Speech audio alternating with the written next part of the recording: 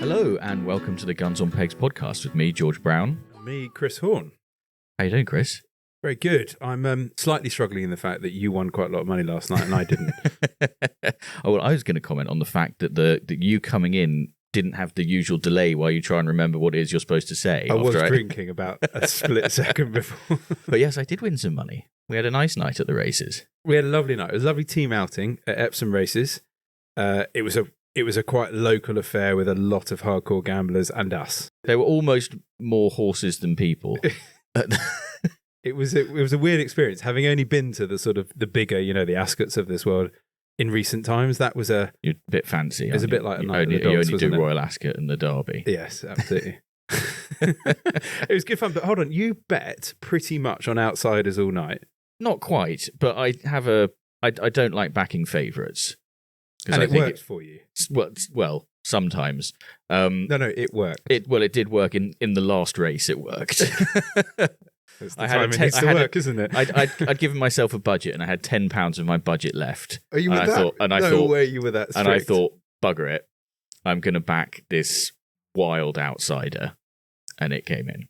And the race before, Digby, yeah, who's been on the pod recently, yeah, backed the wild outsider. First time at the races ever. What? Yeah. He didn't say that. He'd been to a couple of point-to-points, but never been races So before. he backed the wild outsider on the fifth race. Yeah. And that came in too. So the last two races, the most outsider won. Yeah. So the bookies were laughing. Yes. And Digby was unbelievably happy. Anyway, you're off fishing next week. Well, yeah, I'm D more happy because this is basically my last... well, I have got work tomorrow, but more or less my last act before I head north for a week salmon fishing. So I'm very excited for that. Your favourite week of the year? Pretty much, yeah.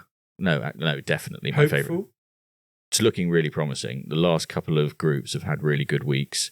Just before we started recording, looked at the river levels and it's had a little rise today. There's rain forecast for tomorrow in the Cairngorm, so it's looking good. It's looking good, but you don't like to jinx these things. Blank. And it could be 30 degrees all week next week and we spend more time swimming than fishing. So we'll see. I'm taking the kids up for the first time, which is going to be very interesting.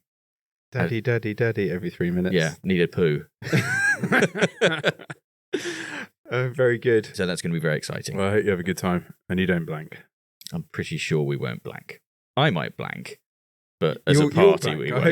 I hope your team doesn't. Well, yeah, I think we've got a good chance. But I think we should probably get on and introduce our guest. Actually, before we do that, should we just say we are actually in the same room? Yeah. We are in the same room. Very we exciting. Don't often record these podcasts in the same room. We normally do them online, but for a very special guest. Absolutely. So today we've got with us one of the most talked about keepers in the land.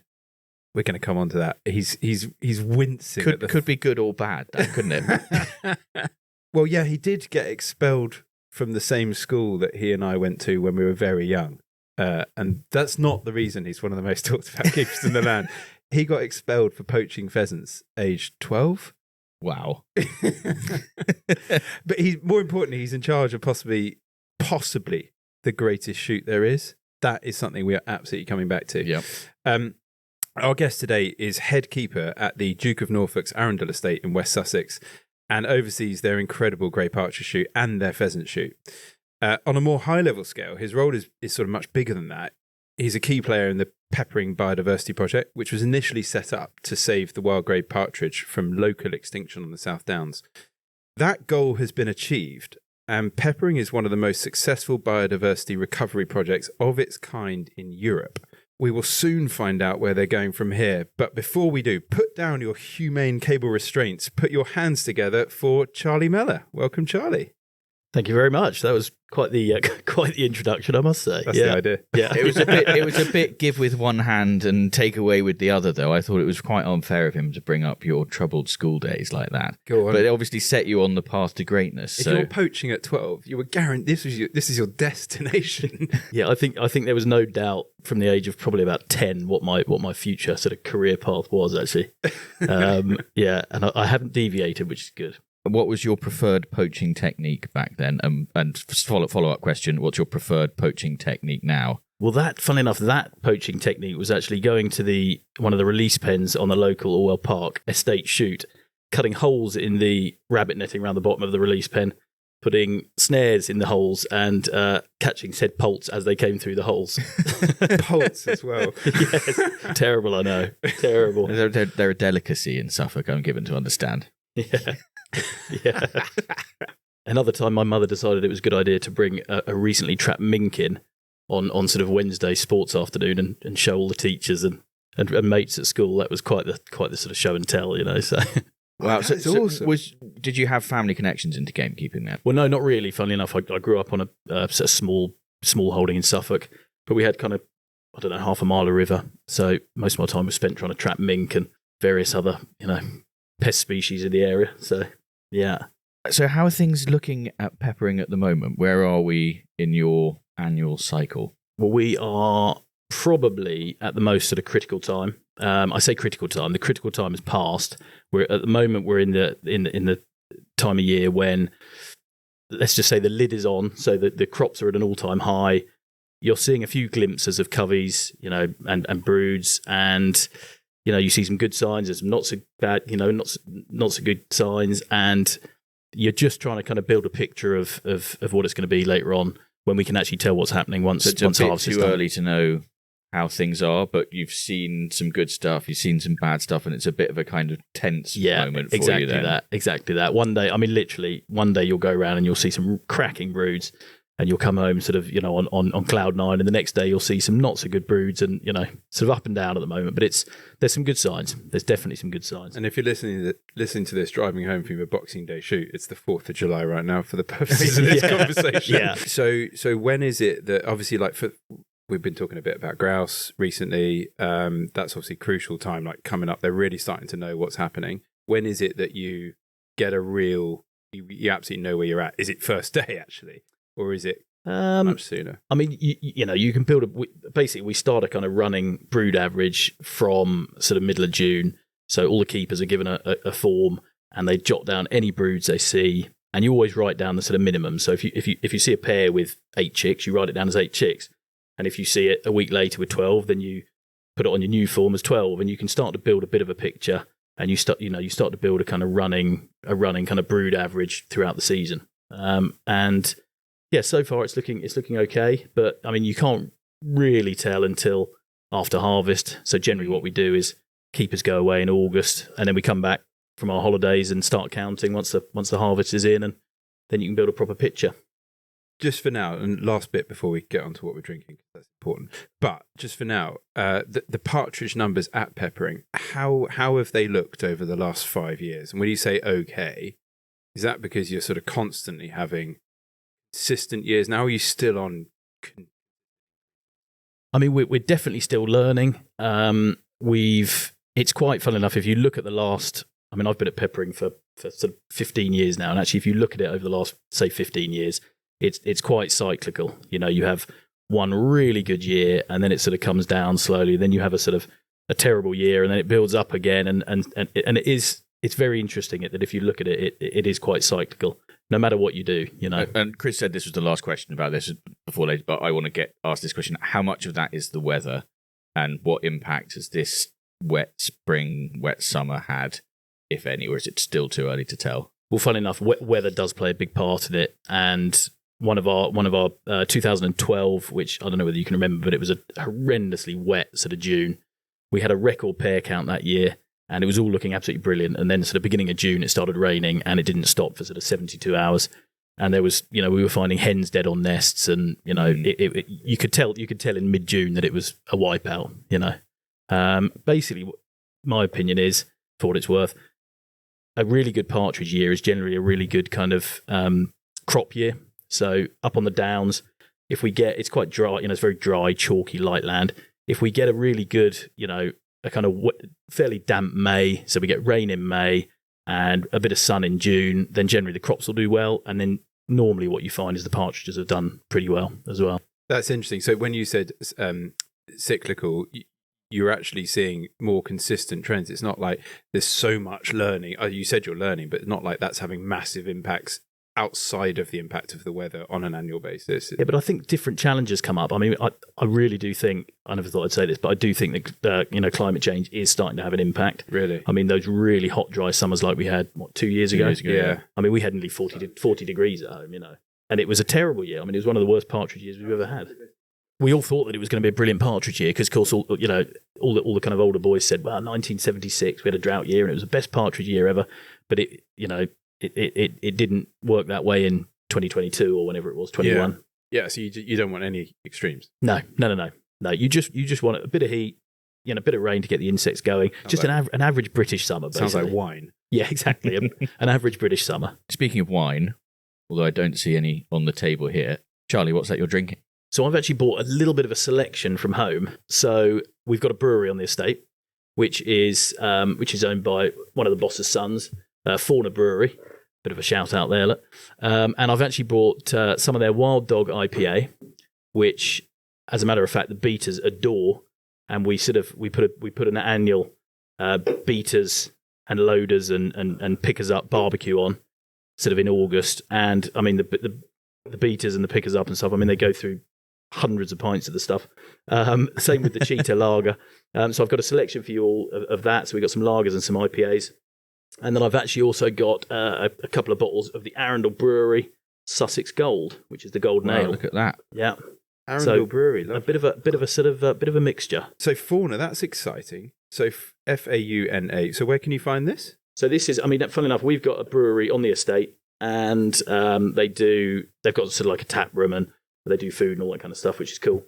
So we go in there, after shoot days and stuff like that, and we feed the beaters all this stuff all through the winter. So it's sort of up and coming brewery. And sorry, I might have missed what you're saying as I was getting this out the fridge. It says serve and protect right at the top. Did you talk about this? Yeah, I think basically what happens is for every sort of can or pint or whatever you buy of this stuff, a certain contribution goes to the David Shepherd Wildlife Foundation. That's it. There you go. Saving wildlife in Africa, I think. So in 1900, there were 100,000 cheetahs, and in 2021, there's 7,500 cheetahs. So that's a pretty significant decline. That's what they're trying to help. Yeah, that's cool. That's it. That's very cool. Yeah. Well, I'm going to crack into this, even though I've already got a can of something else going. We're an in-person pod. You can be triple parts. It's perfectly acceptable. Yeah, I'm not that interested in the supermarket lager that I had brought, so I'm going to have a go. So this is the Cheetah Lager, and it is a... Hang on, that's telling me that a cheetah is fast, elegant, and graceful. That's not a description of the beer. It might be. The beer is a Pilsner, and it's crisp and refreshing. It has citrus and herbaceous notes. Okay, now hold on. So you've got the IPA. I have. This is called the Wild Dog IPA, and it's got another stat. So in 1900, there were 500,000 wild dogs, and in 2021, there were 6,700 wild dogs. So it supports the same thing, the same charity. But it's interesting. Another stat for you there. So wild dogs are my favourite African mammal. They are among the most successful predators in terms of their successful hunt percentage. And the way they hunt is similar to the way that wolves hunt, i.e. in a pack, but with this incredible communication between them. And they are just phenomenally successful. They got like a 90% success rate or something like that. They're really? Super cool animals. And yeah, they are very, very endangered. Well, we've got our drinks. I also have a Guinness. And I've got a Camden Hells, but I'm not even going to bother with it because this is really nice beer. But I've never had... I did actually try it because I've never had a Guinness on the pod before. I've had a Guinness Zero. Oh, yeah. When I was 11 in the morning. And I thought it was pushing the boat out to go any further than that. But so I've got a Guinness for the record books, which are important now. Yes. Lovely. Thank you, Charlie. Yeah, that's very, exciting. very Very kind generous of you. No problem at all. Cheers. And, cheers. West Sussex. Know it well. So just before we move on, because you're pretty well, so peppering up at Burpham pretty much around there. Yeah, up on top of the downs, about as far as you can go. Yeah. By the George. That's it. Which is fond memories. My grandpa used to live very nearby, so that was our sort of family haunt when we go and see him. So this is all around there. We can park our buggies behind the pub and have a really? few beers and then drive home without touching a road. Which is great. Perfect. Yeah. That's the dream, isn't it? That is the dream. Yep. Very good. Congratulations. Good. So we've all got several drinks. And so what we like to do now, Charlie, is we like to turn to our mailbox mailbag, any one of them, for a section that we call Whose Bird Is It Anyway? And it's when we ask our listeners to send in their shooting dilemmas and quandaries and queries and all that kind of thing, and we do our level best to help them out. This episode's Whose Bird Is It Anyway comes from somebody who emailed pod@gunsonpegs.com, who I've decided to call Rasputin. And Rasputin says, I thought I'd share with you a story from back in the early 2000s.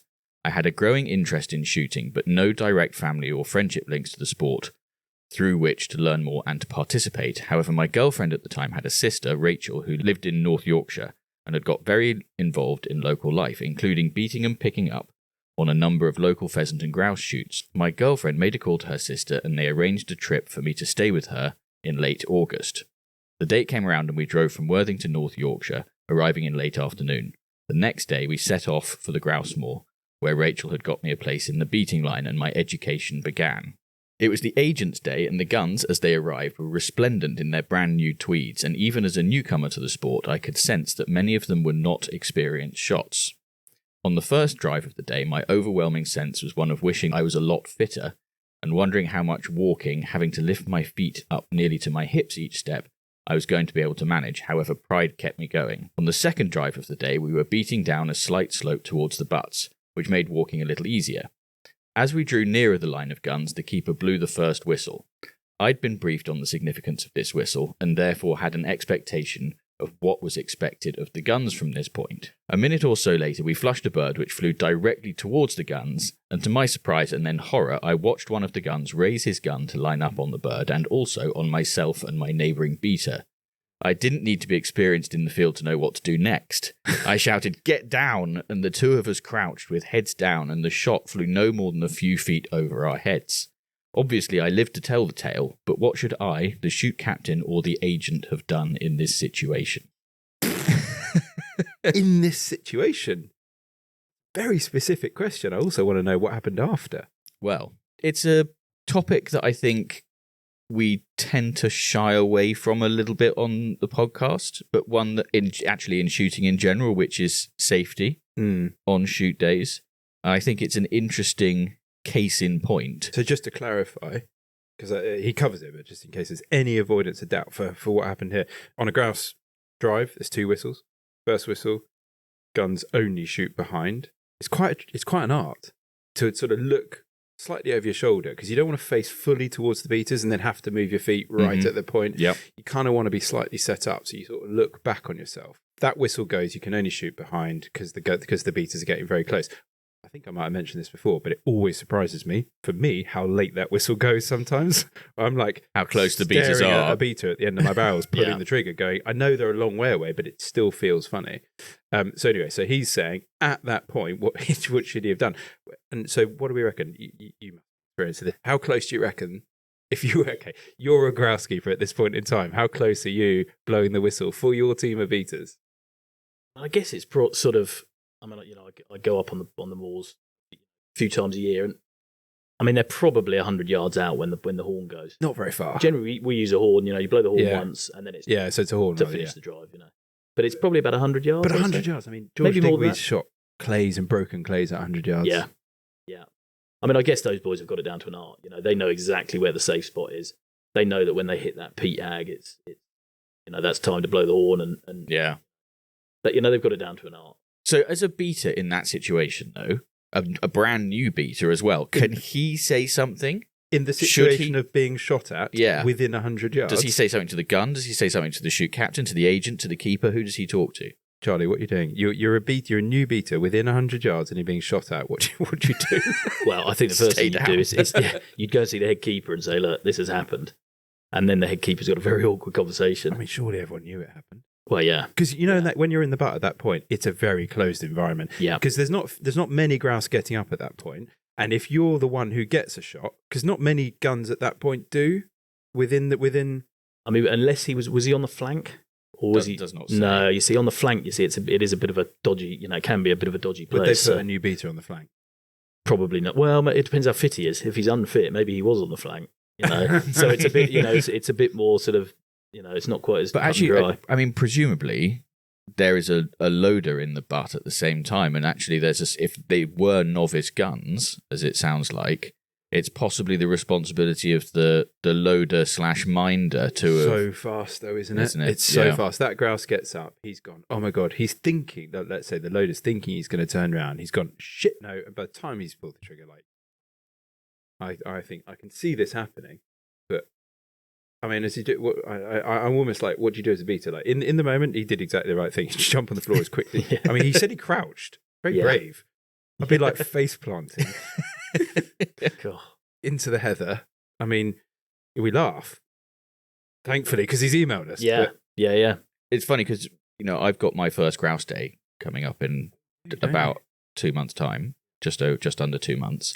And the thing I'm most nervous about is the safety aspect. I don't really mind if I completely fail to make contact with a grouse at all, but I'm seriously kind of nervous about the safety aspect of it, because it's going to be such a weirdly different experience. You know what's so good about that? Because you're nervous about it, nothing will go wrong. And it's I think in any game shooting situation, it's the ones who are slightly oblivious or had a drink or whatever. Red mist. Yeah, you got the ones you can tell from the start of the day, can't you? And to be honest, I'd say if it is your first time, definitely pay for a loader. Yeah, I'm going to have a loader. Yeah. Because they'll show you. They'll tell you how it all works. They'll show you where the flankers are, and it's definitely worth it. And also, if you are given, often you're not given the option, and they'll make you have a loader, and you tip the loader, whatever. Yeah. But if you are given the option, it's your first grouse day. Like, it's a lovely thing to have. Like, yeah, you got to make polite conversation, like with a hairdresser all day. But the fact that how many loaders do you think would take kindly being compared to hairdressers?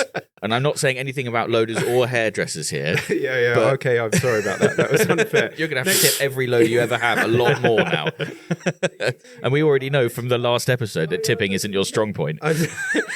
Yeah, shut up. I've had some lovely conversations with loaders over time, but you know what I mean? You are making conversation all day with someone you've never met before, and you're searching for all the little things. And I feel like, I don't know, sometimes I feel awkward if there's long periods of silence with a loader, and others go, no, some people, I don't know, loaders' experiences, I want to actually, this is... Oh yeah, a good email. If you are a loader, write in and tell us if you like a chatty gun or one who just sticks to the job in hand. Yeah, because I don't know. I think it's because you've got so much knowledge up there. Like, first question, go on then, tell me about this drive. What happens here? Who have you been in the butt with? What? Give me scenarios that's happened on this. And they've been there for years. They know exactly what's going to happen. Oh, and you won't believe in 20. What happened here? And that gets you excited, doesn't it? Back to the safety aspect of it, because I think driven greys is a different kettle of fish again from driven pheasants or driven redlegs and from driven grouse. So the safety aspect there, guns are very close to the hedge lines and that kind of thing. So are there particular safety aspects that you guys have to think about or that you brief your guns about that's different from your standard shoot day briefing? I mean, most of our days on the wild greys are sort of family days, so they're all highly experienced. It's the boss's friends who have obviously been shooting all their lives. They know what to expect. That's a very unique situation. Well, that's it, exactly. Yeah. I mean, we have had some let days in the past, and it would be a standard briefing.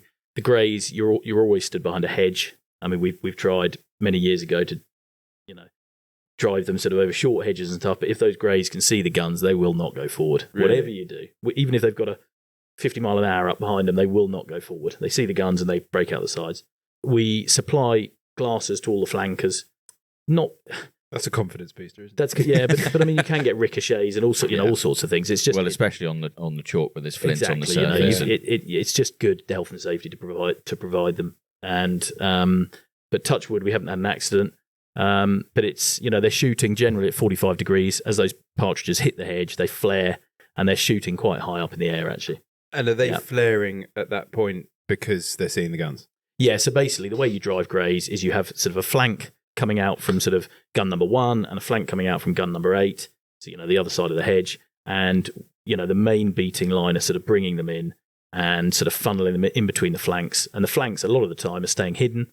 And then generally the end flanker, who has a red flag, so everyone knows where the last gun is, he has a whistle. As soon as the partridges hit the hedge, he blows the whistle, bip, bip for a single red leg and bip, bip, bip for a small cover your greys and for a big cover your 20, and that gets the guns sort of, that they're then, they're alert then and they're ready, and the partridges hit the hedge and, they do this thing, they starburst and they just explode in every direction, and it's quite tricky to choose one bird and stick with it, and well, because that is a survival mechanism, right? That's if it was a predator as well, they'd do the same thing. Yeah, exactly. Yeah.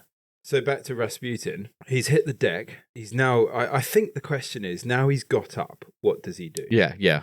And the one I'm interested in is actually the agent, right? Because let's assume that Rasputin goes to the keeper or to his friend and says, "I've just been shot at." Friend says to the keeper, "Rasputin's just been shot at." Keeper says to the agent, "One of your guns has just shot at one of my beaters."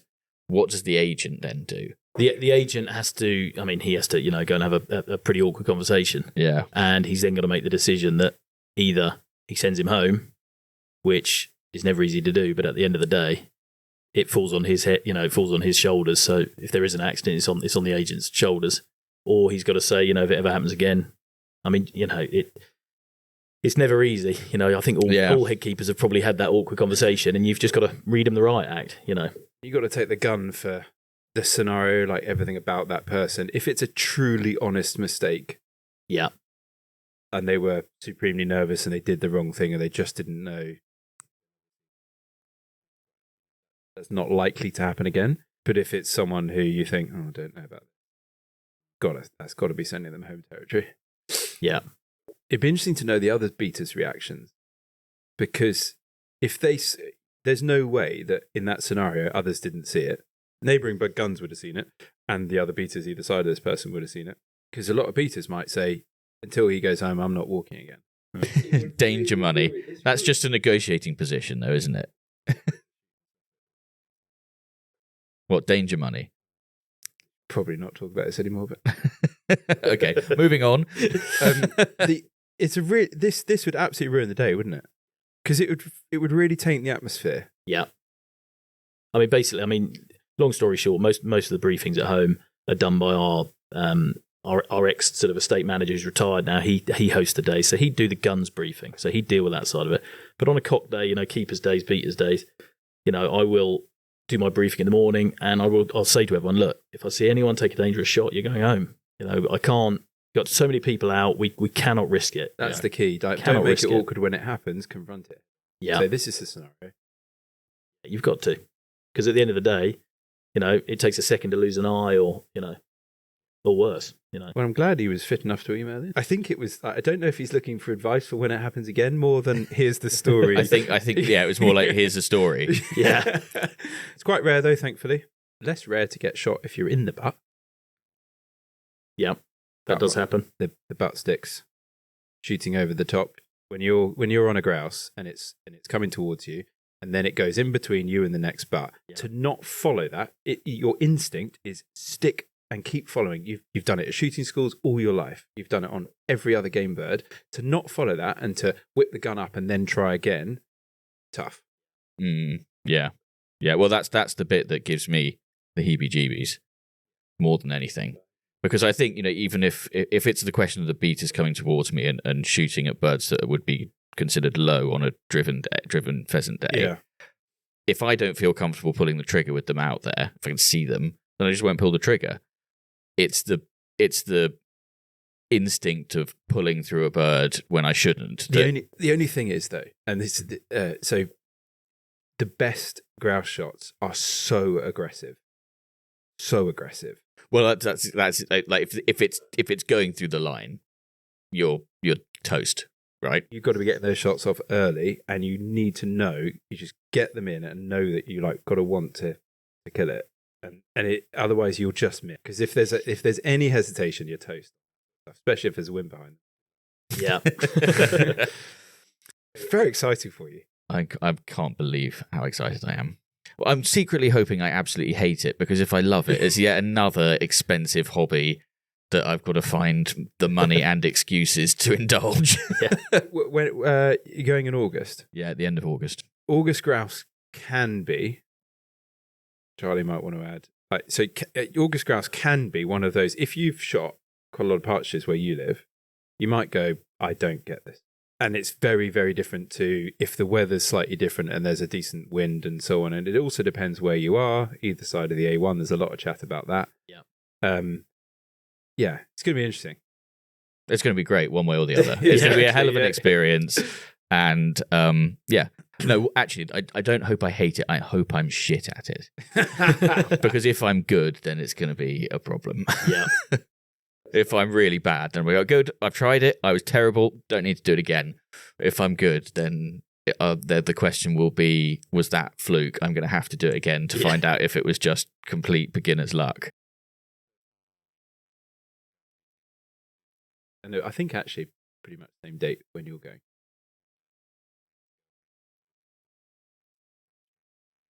And they were quite slow coming in, quite warm. 5 with the first 4. I tried to explain to her the value of that. Yeah.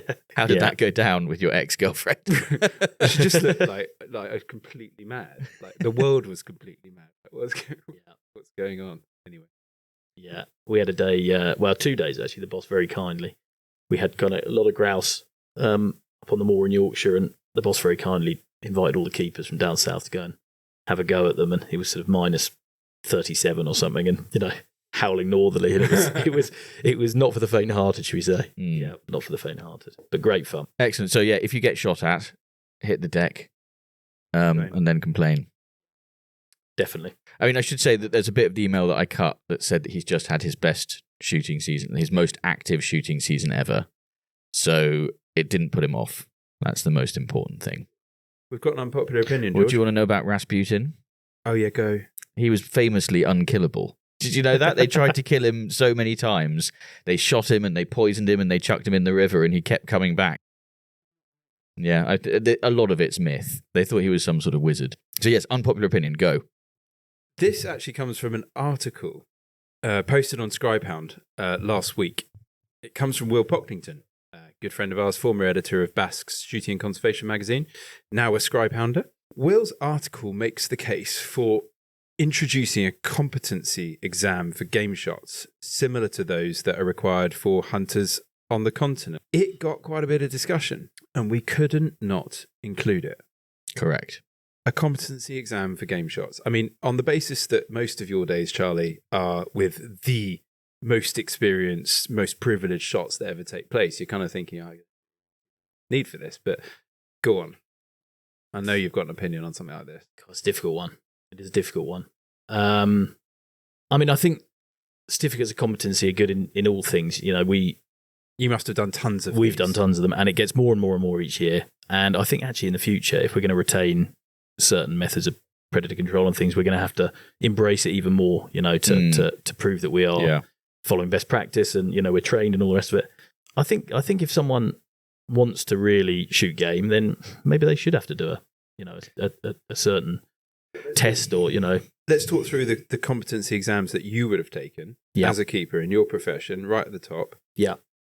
So we've got DSC1, DSC2, and then we do deer stalking certificate. Deer stalking certificate level 1, level 2, and then we do UTV courses, which are the buggies, and then we do ATV courses, which is the quads, and then we do rodenticide courses, and we do humane cable restraints or fox snares. We do training in them, and tunnel trapping, best practice, larson trapping, best practice. We would do spraying certificates. We would do meat hygiene. We would do first aid. I mean, the list goes on. How many have you counted? I've got to 9 so far. And you've run out of fingers, so that's as high as you can go. If you have any more certificates, I'm dropping the mic. Yeah, there's probably quite a few more actually as well, to be honest. Yeah. But and then on all of that, for someone to stand the other side and just rock up and do what they like, is sort of the point that this article is alluding to. Now, he's not. In this particular article, Will's not saying, I think we should. He's sort of taking an analytical view of this. If you were to argue for it, what would the arguments be? And I think he makes there's a fairly compelling case for it. And I think one of the most interesting things is around, and I think we talk about this quite a lot, I think it's good for people to understand not only what goes into putting on a day's shooting, but also the wider impact of that day's shooting. To have an understanding of the difference between wild birdseed cover crop and a maize cover crop, and what the benefits of that might be. Those kind of bits of knowledge, I think, are probably. I mean, we've just been talking about people getting shot at, but I actually think that that's probably the least interesting aspect of it. So what's for you is making up a game shooting certificate? Well, I haven't written a full syllabus, but I think there's definitely like a big conservation aspect. So wider knowledge. Yeah, wider knowledge of the countryside, I think, is a big aspect of it for me. I think understanding about the kind of woodland management that goes on, why it goes on, and what the impact of it might be. Cover crops is a big thing, and you guys do a lot of hedgerow management and beetle banks and all this sort of stuff as well, which I think would be really interesting for people to understand. I just think, knowledge like that kind of helps people to buy into it a bit more. And I think that there's accusations have been leveled at shooting, rightly or wrongly, about, people sort of, hopping in their big black Range Rover and driving out from Chelsea to whack a few pheasants and going home again without any great understanding of it. That may or may not be true, but the existence of a qualification like this would just kill that argument. I agree with. I think wider knowledge is a really, really important point. Surely you've got some sort of safety thing in there? For sure, yep. And some sort of demonstration of competence, maybe? What, can you actually hit a clay? Yep. Yeah. If you were to do this, what else would you put in there? Is that it? Well, I think you'd have to do, look at some of the wildfowling clubs, you'd have to do species identification. Oh, yeah. So for example, that comes into knowledge yeah. Well, quarry identification then, because I love that game. You must be epic at this. But funnily enough, the GWCT did a book called The Knowledge, didn't they? Yeah, brilliant. And basically that would be the syllabus, wouldn't it? Pretty much, Surely. yeah.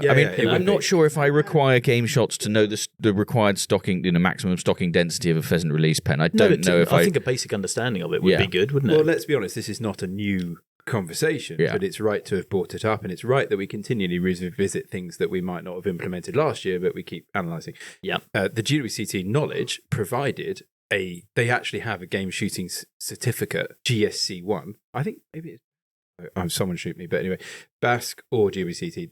GWCT did a test. Maybe BASC also have GSC1 thing that they basically launched on the website so that you can start to demonstrate. This is all just optional, but for guns to be able to say.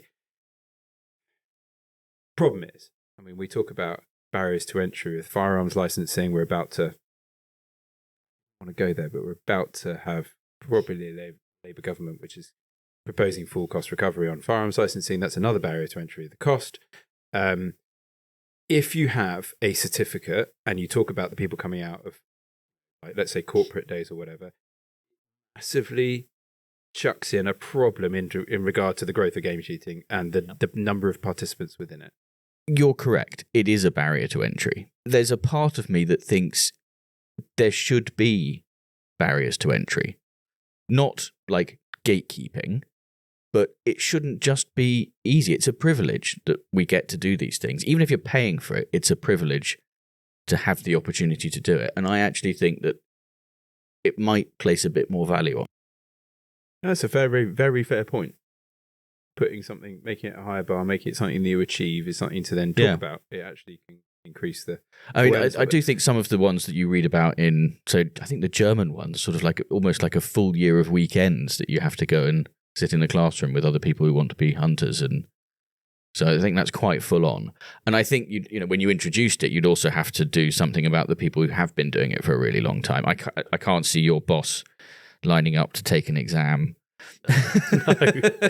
No. So I think you'd have to grandfather it in. People wouldn't go and shoot a deer really unless they had DSC level 1 now, would they? Why is that? I don't know. It's just sort of become ingrained, isn't it?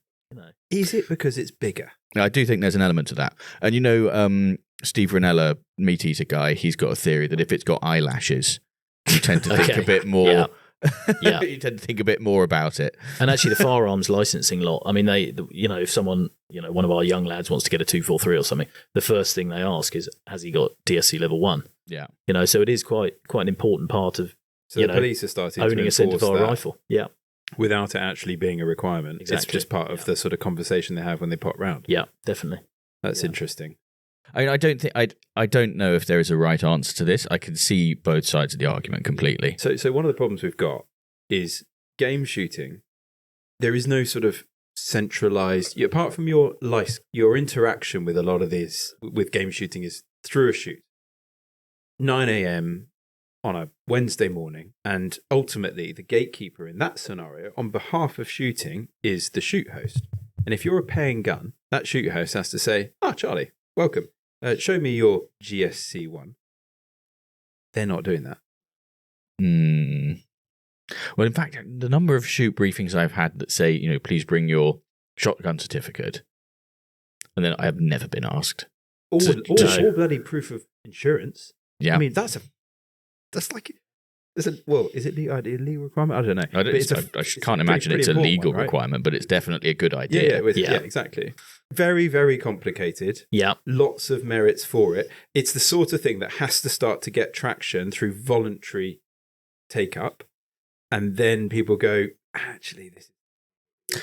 Well, this comes back to a conversation we were having a little while about. It's got to be like a thing that you're proud of, right? Yeah. So it's got to have like a really nice badge that you can put on your hat or something where people will go, what's that? And you go, oh, well, it means I'm a... Yeah. It's like you're getting your advanced driving lessons after you've passed your thing. You do aggressive driving like the police do. You get that course.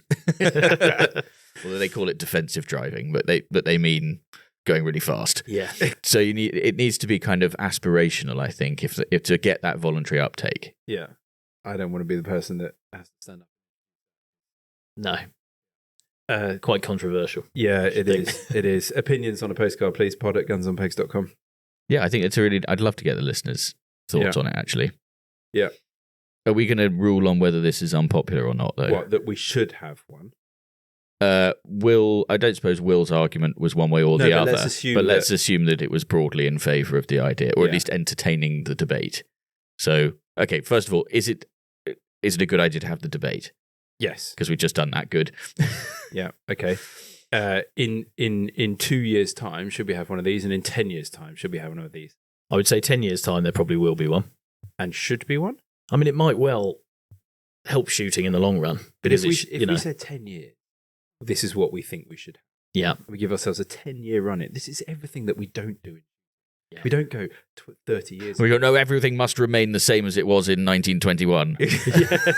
We don't go 30 years ago. Oh, look, they're banning lead in petrol. Should we ever think about that? No, fuck off. I'm not thinking about that. Like maybe we should actually critically analyse the things that we could do to improve so that we stop people having a dig at us from the outside. So in 10 years' time, we go, actually, we should have this. So we've got a 10-year phase-in. Yeah. Period of time to do it within. Yeah. I think it's it on would. you, Chris. I think in 10 years we should. Yeah. You think where it's going. We're going to be in such an undefensible position in 10 years' time if we've got absolutely nothing. Yeah. You just have to look at it in those terms. Would its introduction improve the chances of shooting still having a strong existence in the world? Yes. And I think it's yes. Yeah. In which case we have to start thinking about it. But the counter-argument to that would be, well, there'd be fewer people involved, there'd be fewer members of Basque and the Countryside Alliance and all this sort of stuff, so we'd have a weaker voice. Numbers equals power is the counter-argument. Would there be less, though? I don't know. Sure there would. Because what know. would it cost? 100 quid?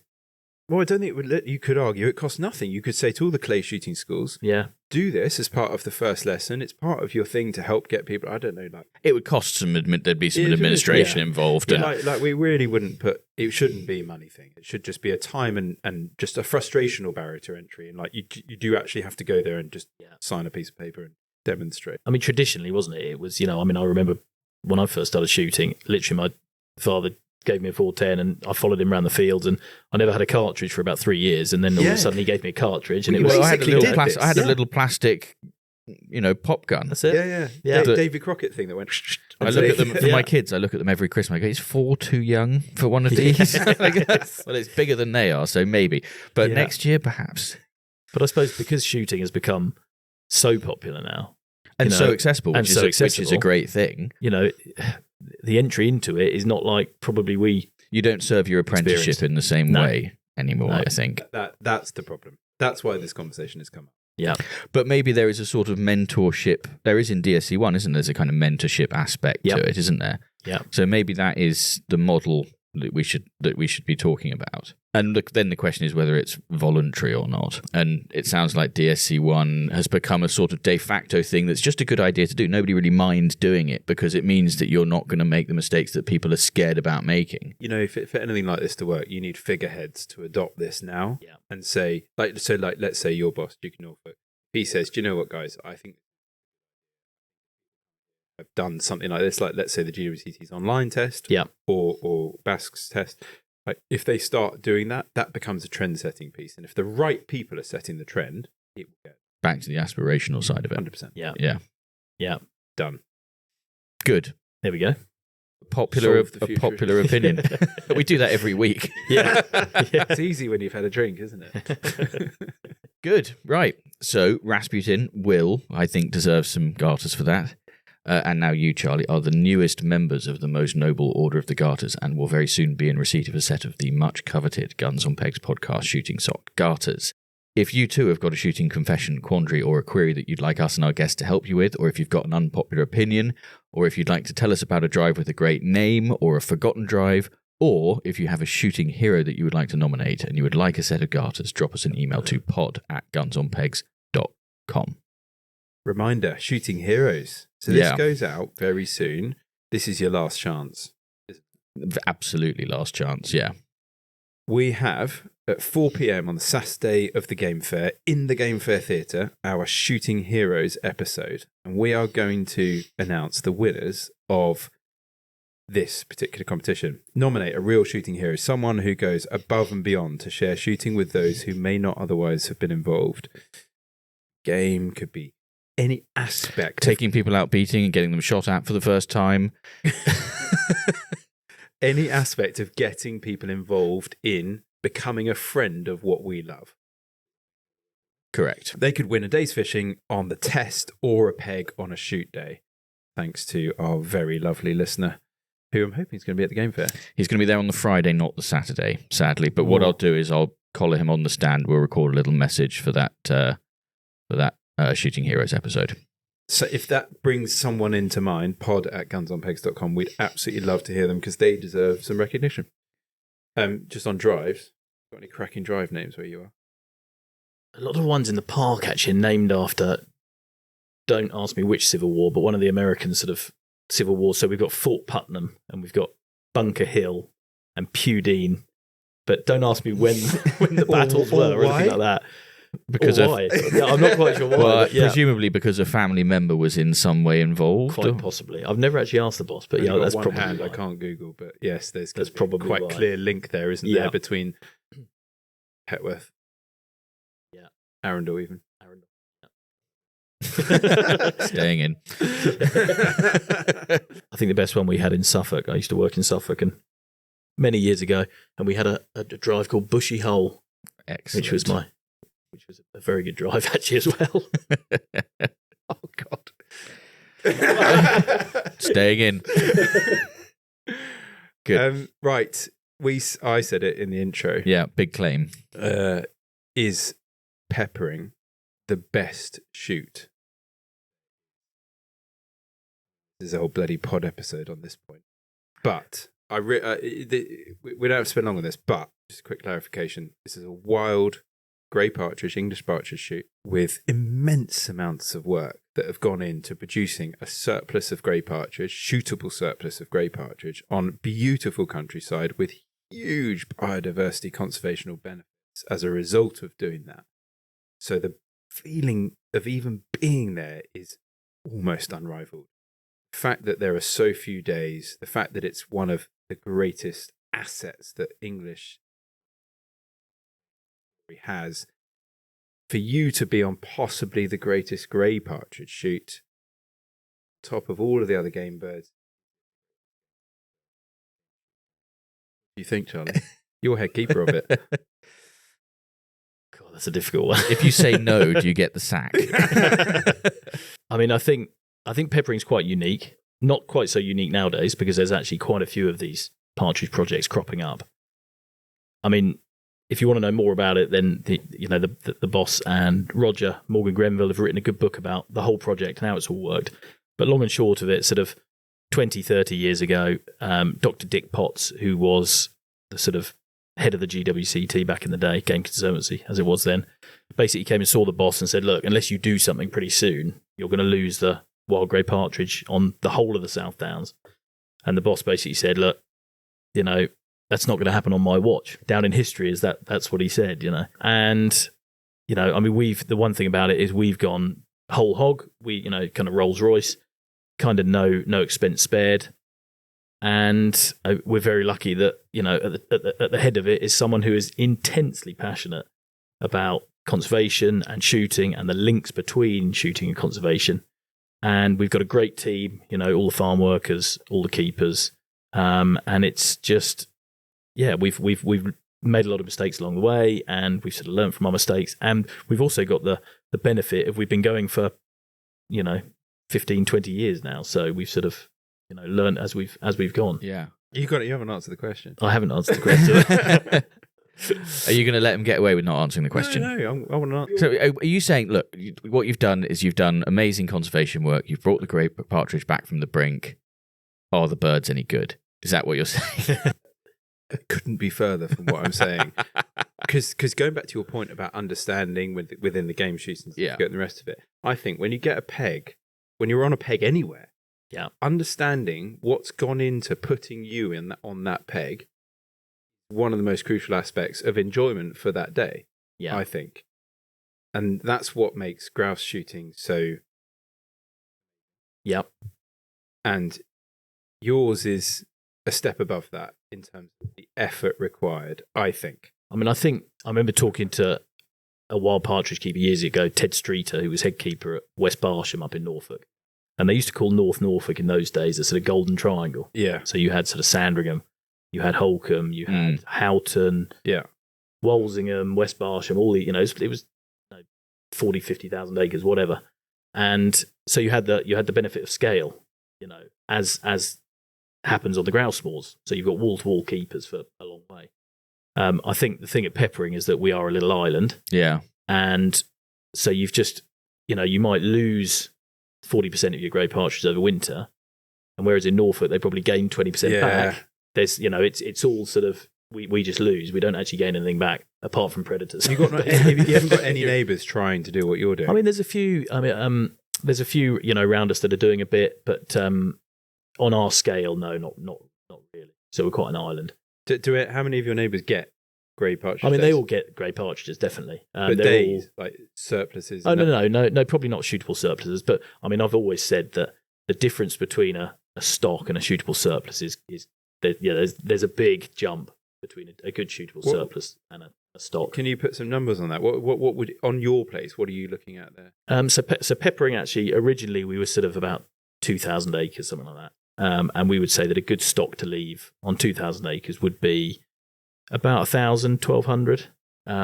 We know that we lose... It's a lot of birds. It's a lot of birds. But we know we lose 40% over winter. Yeah. And that's raptors and that's dispersal. So say we left 1,000, 40%, 600, and that's 300 pairs, which is a good stock for Peppering. We've now actually got bigger now, so we've just taken on another sort of 1,500 acres. So ideally, we'd want to leave now 1,600 for stock. So, that's generally how it works. It's a lot of... I mean, I was just doing the maths about, our place at home is about 900 acres. And so that would be 500, give or take, grey partridges on our place, which is the same number, actually slightly fewer than the number of redlegs we release each year. It's an absolute shit ton of greys.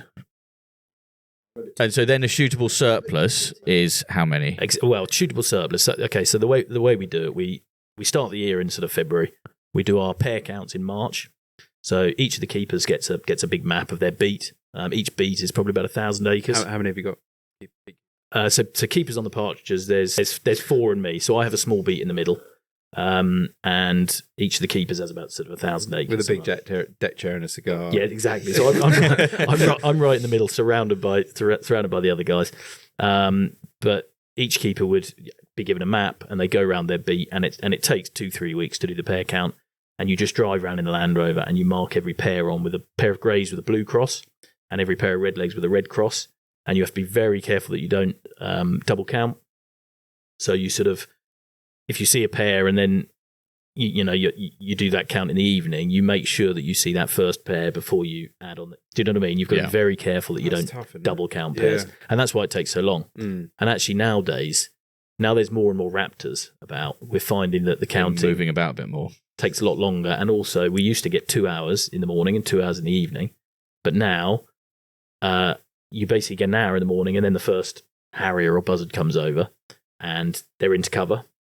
Joking. Yeah. And the same in the evening. Basically, you don't see a grey partridge until the last buzzards that have gone to roost. And we use thermal a lot more now. Okay. So we drive round, and often you can drive around. You can spot a pair with the thermal, put the spotlight on it. Okay, it's greys, or okay. So that's in sort of March. We do the pair count, and then we have the sort of critical time between March and sort of July, August. Once we get to August, the coveys are sort of normally big enough to look after themselves. They can get out of the way of danger. A fox generally can't nab them at that age. So what we do in August is we sort of pull all our traps and humane cable restraint, take the pressure off a bit, and then we wait for harvest to be finished. And then as soon as harvest is finished, sort of August, September, we do the brood count. And the brood count is pretty much exactly the same, but it takes a lot longer because what you're doing is going around each keeper again on his beat, and he's marking each covey on a map. And what you're doing is, I don't know, for example, you see a 10, covey of 10.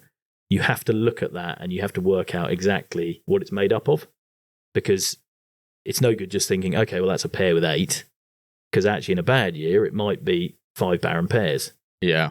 Or it might be a pair, 2 extra cocks and 6 young, or do you know what I mean? So it's not, that's a tough gig. It's not easy. It's not easy.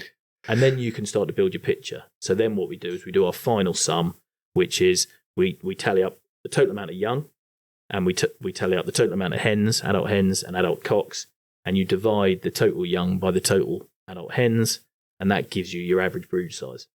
So in a very good year, it would be 8+, and in a terrible year, it would be 1, something like that, Goodness me. I hope all that makes sense. I'm prepared to stick my neck on the line for a second.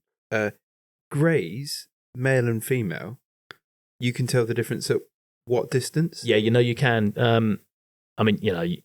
We look at them every day, so it's kind of slightly different. But the cocks generally have they're slightly fuller body. I was going to say they've got a bit more kind of. Yeah, they sort of hold themselves. Yeah, they sort of hold themselves sort of a bit like sort of Arnie. We always joke, like, if you can tell the difference between a male and female redleg, you're laughing. Yeah. Not when it's on the game cart, I don't reckon. I think when they're standing, I reckon I can tell them apart. On the game cart, I'd struggle a bit more. And that's a bit like, I can tell a jack snipe at 40 yards, don't worry. Yeah. But it's very important, because actually what you do is in the brood count, if you don't work out your hens and cocks and young, you can completely fluff up your shoot. You've got to work out what the breeding success was. And then you do your total number, and say, for example, you want 1,400 for stock, and your pairs have had a very good year and they've done an 8 average, and you count 2,000, and that gives you 300 brace to shoot. And that's pretty much how it works. So then you lay on 2 days. So then you look at it, and the boss says, right, well, 2 days, 1 or 2 days, and try and shoot to as close as you can to within your stock, and job done. And so, as we established earlier on, you're not quite at the point yet of knowing how many, or if any, days you're going to be able to do this year. How many years do you not end up shooting? Okay, so in the last 15, we didn't shoot in 2012 because it was absolutely torrential rain, and it was horrendous. I mean, you like I say, you knew on the 15th of June that it was a washout. I remember the boss coming to see me on sort of the 16th of June and coming in, and he said, I've come to have a gin and tonic with my head partridge keeper. He said, because I knew that you'd be completely in the depths of depression, so I've come to cheer you up, which was really nice, actually. And then actually 2022, which was the drought year, so 2 years ago. Yeah. Again, it was kind of almost total wipeout. So the two polar opposites, really, really wet and really hot. So that's and dry. 2 years in 10. 2 years in 15. 2 years in 15. Yeah. So we haven't So shot. what I really want to know is questions that you definitely don't know the answer. Yeah. So the boss goes, so you go to the boss. Yeah, we're good. Right, we've got 2 days worth. So he sits down at his desk. Does he send out invitations by letter or email? And can you please give him Chris's address? You see, I would say it would probably be by letter, I would say. It's a great letter to get in the post, isn't it? I'm sure it would And be. what I really want to know is what the letter of responses look like. Because if they're not like dribbling off the page with excitement, I think it's an immediate phone call, isn't it? isn't it? Like, Yeah. shit! Yes. No, they're not, because they get all the people he's inviting go, oh, sure, come to mind. But it's not just the people that shoot. I mean, literally, I put word out that, okay, we're going to shoot this year. It's, 10th of October or whatever. And, 30 or 40 keepers are texting me, can I come? Really? I mean, honestly. Brilliant. So I mean, you some get a days we get cracking 40 crew. keepers. Really? And you turn up in the morning and, I mean, there's a bit in the book, actually, funnily enough, which is, you turn up in the morning and literally you've got 40 or 50 different tweeds, as all these keepers That's have come great. from round England, grouse keepers coming down. So cool. It's great. It's absolutely great. They absolutely know what you're. I mean, you feel a bit of pressure, I tell you. But they know When your you see all You've those got keepers, 40 you're of the thinking, top I'm getting keepers in the slightly country. judged here, They know Yeah. your situation, though, don't they? They're kind of proud for you. I Hey, do you know imagine. what? They're there to help. you Yeah. know? I mean, like I say, the whole thing is a massive team effort. And we had Tarquin actually did a really cool photo this year. He came and took some photos for the book. And he took a group photo at the end and we're all throwing our hat up. I've seen this picture. And there's You showed me. 95 people, Really? And, it just goes to show, I mean, that's what we're going to have to show the new Labour ministers and say, look, this is how important shooting is to the countryside. I mean, look, you've got 95 people. Okay, there's 8 sort of dukes and lords and earls and, whatever else. Yeah. But everyone else is Yeah. working class, builders, keepers, farm workers. Here for whatever. the sheer blown passion Because they of what love the it. hell they've done. That is how important it is to the countryside. And children from, I mean, my little daughter, 3 years old, she did 2 drives, bless her. Really? Oh, All the lovely. downhill ones, But that's what it's all And then about. she was isn't in a it? backpack and you nearly died. Yeah, exactly. Yeah. So you talked about thermal, but one of the things that struck me is that when I was thinking about Grey Partridges and how shooting has changed since sort of the golden era when it really was Grey Partridges were the mainstay of shooting in this country, there was, I suppose, a danger that the knowledge that you guys have, and said you've had to learn lessons along the way, but once upon a time that was just kind of ingrained knowledge in the gamekeeping community. So how does what you're doing now differ from what people were doing back then, apart from the technology side of things? Is it broadly the same techniques? It's predator control? That's a very good question, actually, because if you went back to 1900, back to, I don't know, Grange or Sandringham or one of the big partridge manors back in the day, and there was partridge manors from north to south, I mean, Yeah. you look at some of the figures and, somewhere in Nottingham shot 700 brace a day. And it's What? just incredible. And Edsel up in Angus, they shot 350 brace in a day, wild greys. In Angus. I mean, it's incredible. I know. I mean, it just goes to show. But I think back then, a keeper was a keeper, and all he had to do was, kill vermin. As that's what they did back Keep then. the poachers off. Now, the words changed to predators, but back then it was vermin, and it was the old saying, wasn't it? Anything with a hook, beak, or claw kind of got it. Yeah. They didn't have thermal, and they didn't have the technology. But But only like 2 generations back. yeah, it's not that long 2, ago. 3. Not that long ago.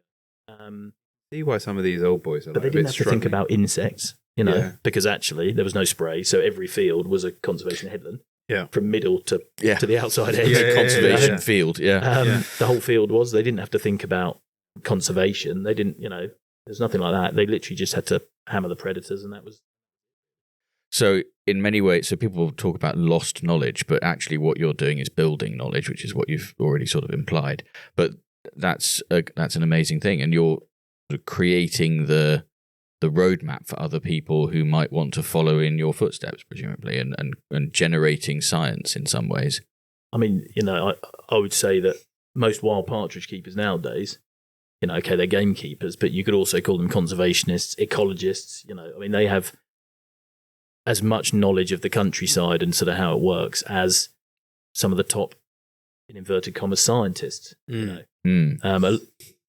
it is. I mean, they're spending it all day, every day out there. So how can they not, really? Yeah. And it does worry me sometimes that a lot of that knowledge is ignored by certain powers that be. Or shut down. And it's quoted as anecdotal. But actually, It's one of the things that I think is central to Roger's book, Yep. which is that I think it was sort of conditional for him being allowed to do it was you must not shy away from the fact that it is shooting that is driving this project. Without shooting, this wouldn't be happening. No. Yes, I love Grey Partridges, but the reason I love them is because I love to shoot them. Yeah. And that was a sort of a key part for your boss. Driver, yeah, that is definitely the driver. And actually, you know, I say to all the keepers on the estate, right, if you see someone on a footpath and you're bending down, setting a trap or whatever, and they lean over the gate and say, what are you up to? You know, you spend time, 10, 15 minutes, and you explain to them what we're doing. So good that you do that. The funny thing is, actually, you know, 98% of people totally get it. And they go, well, that's why there's so many lapwings. That's why we've seen all the skylines. Yeah. Really? That's what, definitely. 98%. So that's so encouraging. So that's kind of informal outreach, informal community engagement. Yeah. But part of the project that you guys have been working on there has had more kind of formal outreach and so on. So that I think compared to a gamekeeper of 1900, that is a bit of your job that is completely different. You have to be a spokesman, you have to be a PR man. Yeah, we do a lot of visits nowadays, a lot more than what we did when I first started. And sort of, how do I put it? In the early days, I was sort of quite shy and quite, you know, I didn't like to talk too much. But then you realise that actually, I hope it doesn't sound arrogant, but kind of you sort of feel that you know as much as a lot of these people. You know, you get, I don't know, someone from Natural England, for example, and you're talking to them and you realise that actually you sort of know probably about as much as them. They spend their life in a civil service office exactly. in Slough. Exactly. You know what I'm trying to say. Yeah. We're on the ground all day, every day. And we see things now which totally go against sort of the stuff that maybe you read in books, you know, and sometimes you think, that's not what I read should have happened. You know, I don't know. You know, I'm trying to think of an example. It's where theory meets practice. There is often an explosion. Exactly. The return of the Grey Partridge, restoring the nature on the South Downs. Roger Walken, Grenville, and Edward Norfolk encouraged definitely. Amazon. Yeah, Amazon. On Amazon. Yeah. No, it's a great book. Worth a read. Roger was great, and he came out. He spent a lot of time with all the keepers. I mean, fair play to him. Talk about getting his research, you know, done properly. He went around with all the beekeepers around their trap. Came out on all the shoot days, and you know he really did learn how it all worked, and you know, ploughed beetle banks with the farm lads, and you know, fair play to him. He got stuck in. You know, you keep referring to the word project. Yep. You've also got the Curlew project, don't you? We do. Yeah. So that's quite a new thing. So sort of 2 years ago, 2022, we realised that sort of curlew are obviously one of the fastest declining birds in the UK, and I think worldwide as well, actually. Really? Really, the only places they're found to breed successfully are on grouse moors up in the north because of the levels of predator control.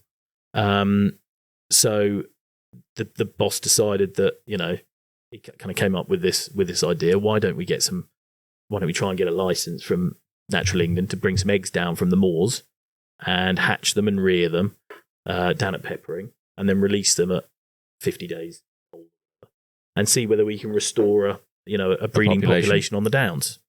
The last breeding record was sort of, I think there was a pair attempted sort of 15 years ago, but they weren't successful.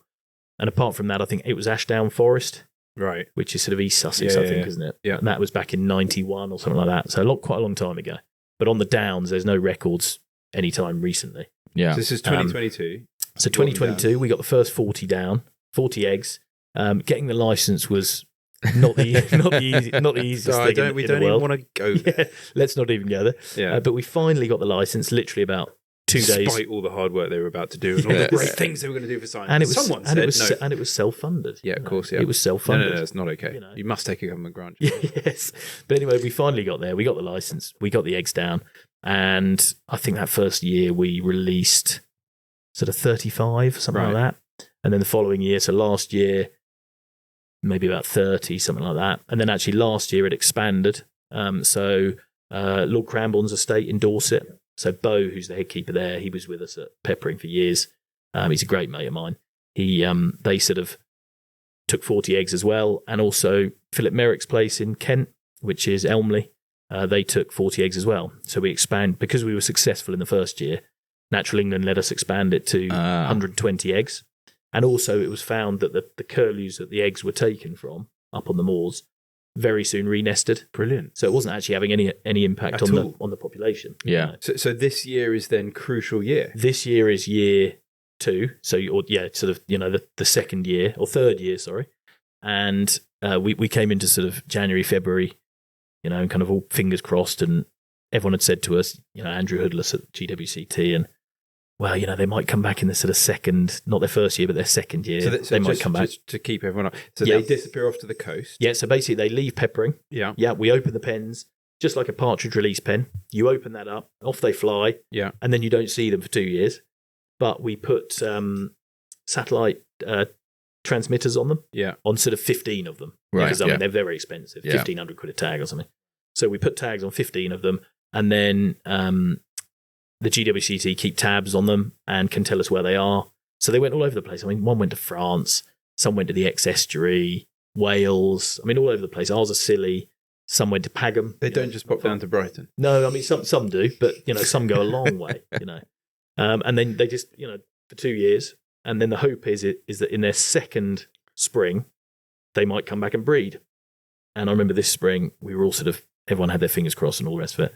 And then sort of about April time, one of the keepers, Jack, he suddenly rang me and said, "You'll never guess." And I said, "What?" He said, "I've just seen a curlew." And I said, "You what?"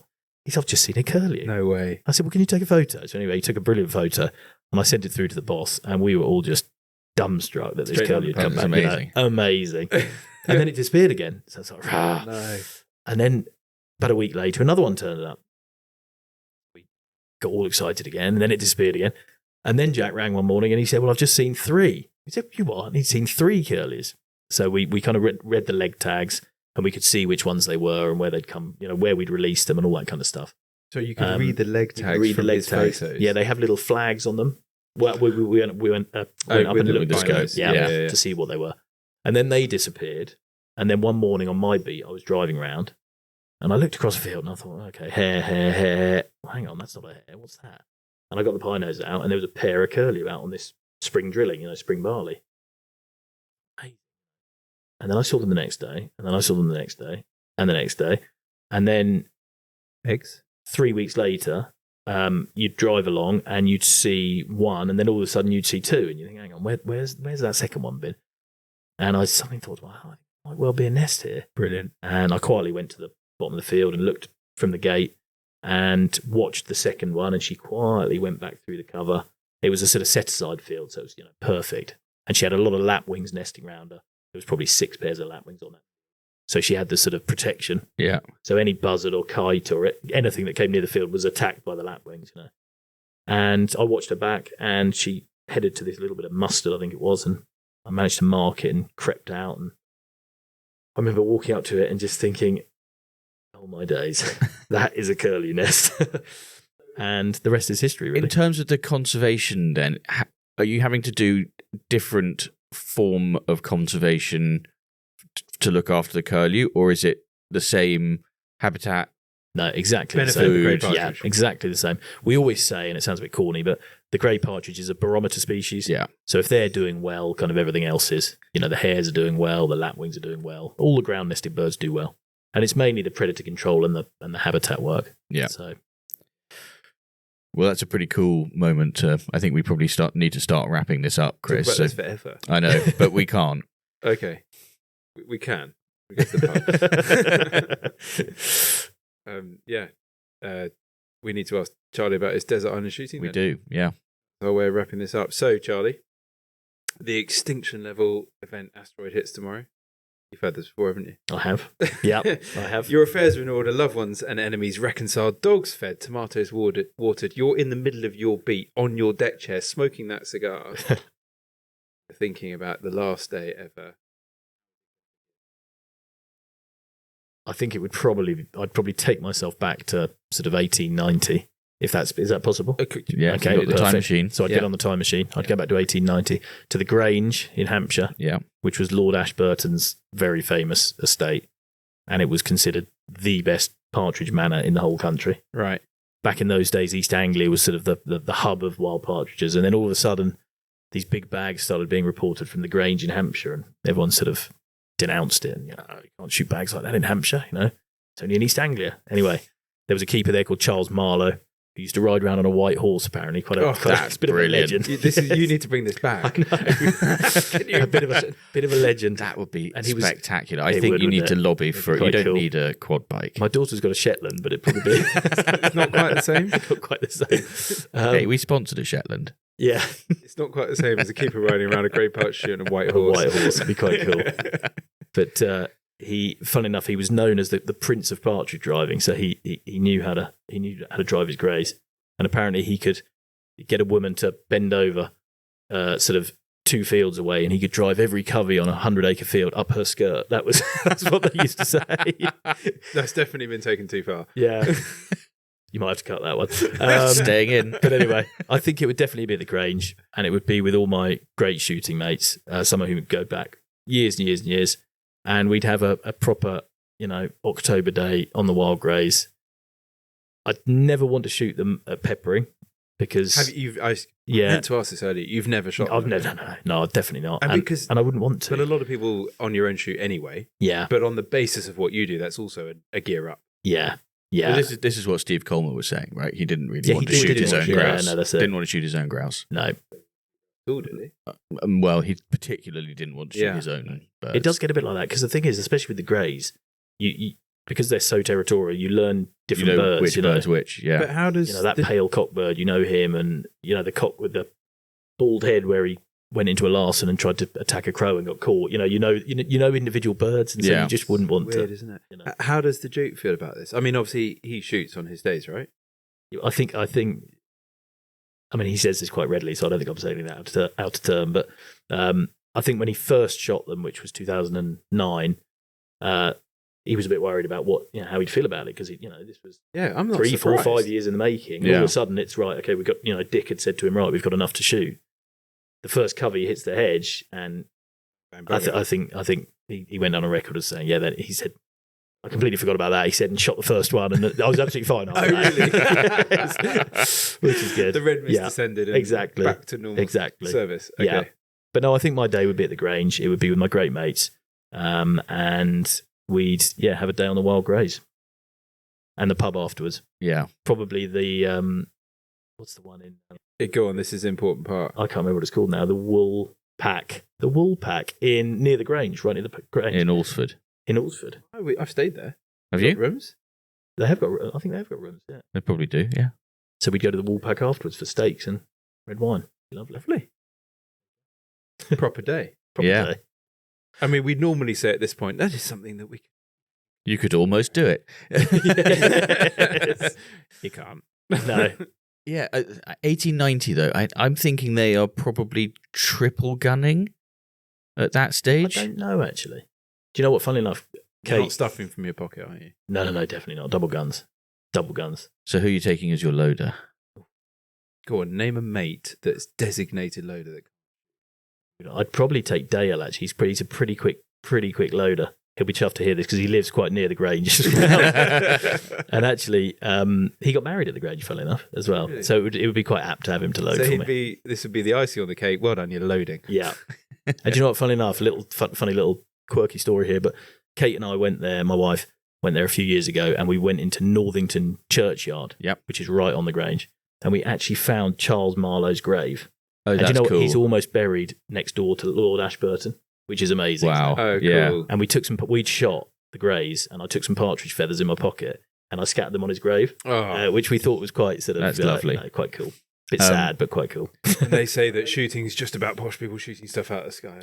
But you know, interesting. I was reading something a long time ago about the sort of hierarchy of staff in a big country house, and it was kind of butler, housekeeper, cook, and then right down at the bottom the boy who shines the boots and polishes the silver, but that the gamekeeper was sort of off to one side. Like not on the same level as the butler, but like in a different category altogether, and that they would be kind of more important when necessary. Yeah, or you could say a law unto himself. A law unto himself. Yeah, exactly. Lovely. What a day. Yeah. Be fun. Awesome. Well, thanks, Charlie, for coming all the way up to London. Yeah, really very much for enjoyable. having It's me. been tremendous Very much for fun. having And me. It's been good you know, fun. the more I hear about Grey Partridges and the more I learn Gets more about them, it exciting, gets, doesn't it? yeah. Well, you must come and wave a flag. I would You're love more than to. welcome I to. would We need to do that. absolutely You're more love than to. welcome to. I can't offer you a peg, but you can come and wave, wave a flag. We'll work our way up. This This is a 20-year project. Yes. I would love to do that. Yeah. Well, do let me know. Yeah. That would be phenomenal. Great. Right. Well, before we go, all that remains for me to say is that there's a final reminder that you can get your hands on a pair of the very exclusive Guns on Pegs podcast shooting sock garters by sending us your shooting dilemmas for us to resolve, or by sending us your unpopular opinions, or sharing your forgotten drives, or nominating your shooting heroes. Just drop us an email to pod@gunsonpegs.com, and if we read it out in the next episode, or any future episodes, we will send you some garters. We will be back in a couple of weeks' time, but until then, thanks very much for listening, and goodbye.